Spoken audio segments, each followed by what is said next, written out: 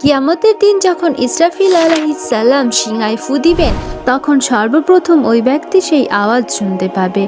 নবীজি বলেন, তখন ওই ব্যক্তি উটের পানি পান করার একটি পাত্রে প্রলেপ দিতে থাকবে, আর সাথে সাথে সে বেহুশ হয়ে যাবে। আল্লাহর রাসূল সাল্লাল্লাহু আলাইহি ওয়াসাল্লাম আরও বলেন, কিয়ামত সংঘটিত হবে শুক্রবারে। তাই যখন শুক্রবার দিন উপস্থিত হয়, তখন ফেরেশতা, পাহাড়, পর্বত, সমুদ্র, এমনকি পশু পাখিরাও পর্যন্ত ভয়ে থাকে যে আজ মনে হয় কিয়ামত হয়ে যাবে। আপনি কি মনে করেন কিয়ামতের দিন আসমান ভেঙে পড়া, ভূমিকম্প, ঝড়ো হওয়ার আযাব কাফের মুশরিকদের সাথে মুসলিমরাও ভোগ করবে? প্রিয় দর্শক, না, বরং কিয়ামতের আগে সিরিয়া থেকে প্রচণ্ড ঠান্ডা বাতাস পৃথিবীতে ছড়িয়ে যাবে।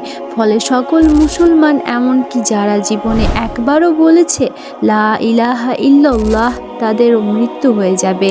আর কিয়ামতের আযাব শুধু কাফের মুশরিকরাই ভোগ করবে।